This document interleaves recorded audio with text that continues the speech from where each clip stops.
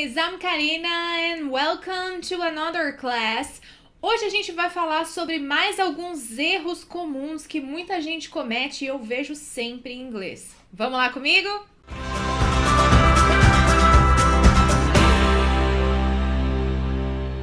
Antes da gente começar a aula, eu queria lembrar você de se inscrever no canal aqui embaixo e compartilhar também o vídeo com os amigos, familiares, porque todo mundo está precisando aprender inglês. E como eu disse, no vídeo de hoje a gente vai falar sobre mais erros comuns, gramaticais, estruturais que as pessoas cometem e normalmente por influência do português. E como eu disse, no vídeo de hoje a gente vai falar sobre mais alguns erros que são muito comuns de serem cometidos por quem está estudando inglês.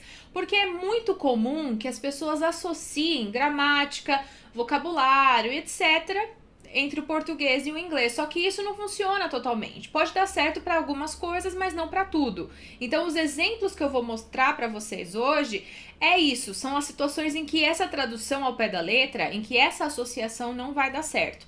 Então, assim, não é que eles não entenderiam o que vocês estão falando. Até porque hoje existe muito americano falando português, a gente vê aí em vários canais no YouTube.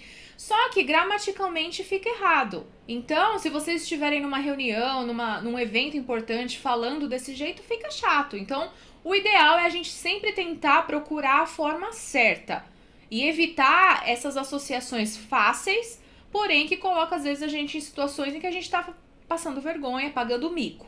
Alright? Então, o primeiro exemplo aqui é um que eu vejo bastante, inclusive meus alunos cometem bastante esse erro também, então fica a lição para vocês também. Seria a pergunta, por exemplo, Did you already go to New York? E aí você pergunta, tá, você já foi para Nova York. Tá certo, qual é o erro aqui? O erro é, gente, que pra gente usar o simple past é normalmente para falar sobre situações finalizadas no passado, né? Então, para falar de uma experiência, que é a ideia dessa pergunta, a gente não usa o simple past, a gente usaria o que a gente chama de present perfect. Então, a estrutura certa seria Have you ever been to New York? Or Has she ever been to New York?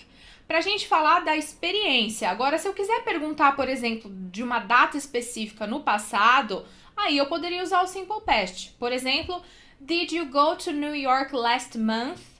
Então, nesse caso, eu tô sendo específica sobre a data. Então, eu não tô me interessando pela experiência em si. Então, nesse caso, eu uso o simple past, ok? Então, se vocês quiserem perguntar alguma coisa nesse sentido de você já alguma coisa, vocês não vão usar essa estrutura did you already e alguma coisa, certo? Vocês vão optar pelo present perfect. É claro que provavelmente existam aí várias exceções, pode ser que com o did você vai poder usar, mas enfim, eu tô falando nesse sentido de experiência, ok? Então não levem ao pé da letra exatamente o que eu falo, estudem para vocês aprenderem outras maneiras corretas também, ok? Então, novamente, o correto aqui seria Have you ever been to New York? Have you ever been to New York? Não Did you already go to New York, ok? Segundo exemplo, essa mesma estrutura usada como uma resposta, por exemplo, eu escuto bastante I never went to New York. I never went to New York. Eu escutando isso, eu interpretaria como se você fosse uma pessoa que tá à beira da morte, que sua vida acabou e que você não vai mais fazer isso. Porque a ideia do simple past é essa, de uma coisa finalizada, certo? Então, se você fala I never went to New York, imagina-se que você nunca vai. E a gente nunca sabe o dia de amanhã, então você não pode falar dessa forma. O correto, novamente, seria I have never been to New York. Or I've never been to New York, que é a contração que é mais usada. Ou então, vocês poderiam falar I haven't been to New York yet. Então, eu ainda não fui para Nova York. Então, tomem cuidado com o simple past para falar de coisas que vocês não fizeram ainda, mas que podem vir a fazer, porque a ideia do simple past é algo finalizado. Então, vocês vão dar preferência para present perfect. Então, por exemplo, I've never eaten alguma coisa. Eu nunca comi jiló. I've never eaten jiló. Então, é uma coisa que eu não fiz ainda, mas posso vir a fazer. Pode ser que algum dia eu resolva comer jiló. Então, sempre que a gente quiser falar de algo que não fez ainda, mas pode vir a fazer, é usar essa estrutura do present perfect. Então, por exemplo, I have never E aí o verbo na terceira coluna, past participle, no caso a gente falou do been, que é o verbo to be, e depois o complemento. Então, I have never been to New York, certo? Eu poderia falar também she has never been to New York, ou as contractions I've ou she's. I've never, she's never. Ok? Então, vocês seguindo essa estrutura, você vai estar sempre dizendo eu nunca fiz isso, mas pode ainda fazer. Ok? Mais uma que é muito comum, por muito tempo eu dei aula para pessoas dentro de empresa e eu escutava esse erro constantemente. Então, as pessoas costumam falar I'm working at Sony for 3 years or I work at Sony for 3 years. São duas frases que eu escutei com muita frequência. Só que assim, não é a gramática que a gente usa para falar de algo que iniciou no passado, continua no presente e provavelmente no futuro. Nesse caso, a gente usa o present perfect continuous. Então, nesse caso, o correto seria a gente falar I've been working at Sony for 3 years.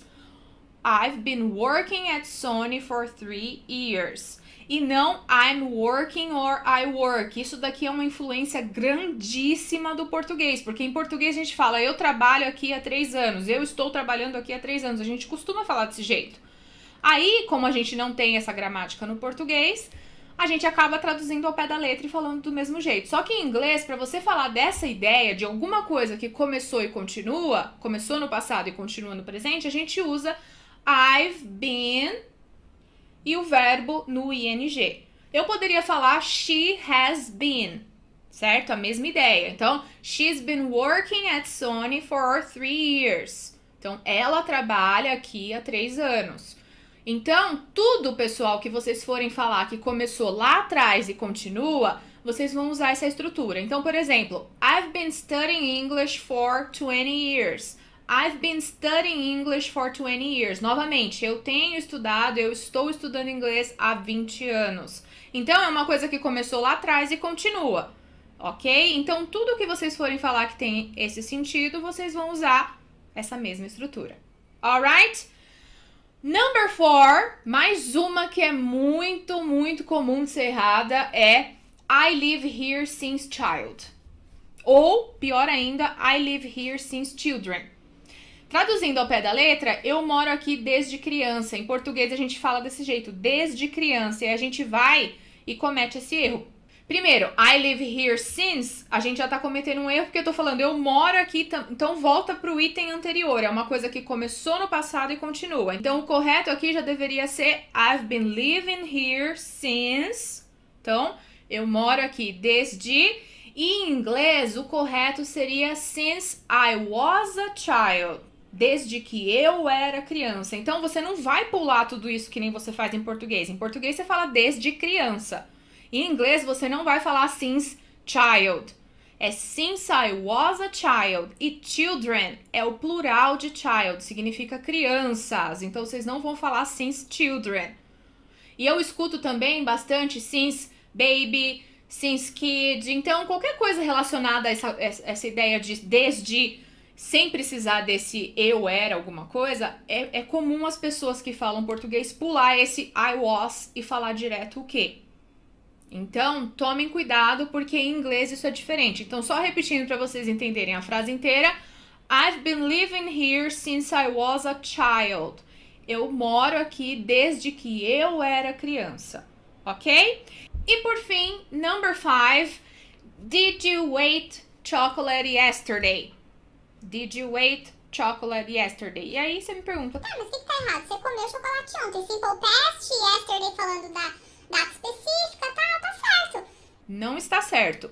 Por quê? Quando a gente tem o did na frase, a gente não conjuga o verbo. Então, você não vai falar did you eat. O verbo, ele vai permanecer no infinitivo, sem o to. Então, did you eat? Did you go? Did you travel? Então, sempre que o did estiver presente na frase, o verbo vai permanecer normal, ele não vai sofrer nenhuma conjugação. Então, isso é um erro que muita gente, inclusive no avançado, comete. Então, as pessoas falam did e conjugam o verbo no passado também. Então, Não façam isso. O correto é did you eat? Did you go? E por aí vai. Vocês só vão usar os verbos conjugados no passado nas frases afirmativas. Então, se eu respondesse essa pergunta, eu poderia falar yes, I ate chocolate yesterday, porque aí não tem o did presente. Então, pessoal, aqui eu trouxe 5 erros que são muito comuns para quem está estudando inglês e a minha intenção é ajudar vocês a não cometê-los mais. Então, estudem bastante, deem uma olhada no vídeo de novo, tentem formular frases. O ideal é vocês não se prenderem tanto às regras gramaticais detalhe por detalhe. O ideal é vocês tentarem associar as frases que eu passei com situações do dia a dia de vocês. Então, por exemplo, a gente sempre fala de coisas que começaram no passado e continuam no presente. Então, é uma frase, é uma estrutura que pode ser adaptada para várias situações diferentes. Então, tentem associar isso ao dia a dia de vocês e ver em que situações vocês podem usar aquilo e em quais vocês podem estar errando, ok? Eu queria pedir que vocês deixassem aqui nos comentários se vocês conhecem outros erros que as pessoas cometem e vocês já perceberam. E também, se vocês tiverem coragem, criem alguns exemplos aí e deixem aqui embaixo para ver se vocês conseguiram entender de certo como funciona essas gramáticas aqui embaixo. Alright, guys? Thank you so much for watching. Have a wonderful week and I'll see you in another video. Bye!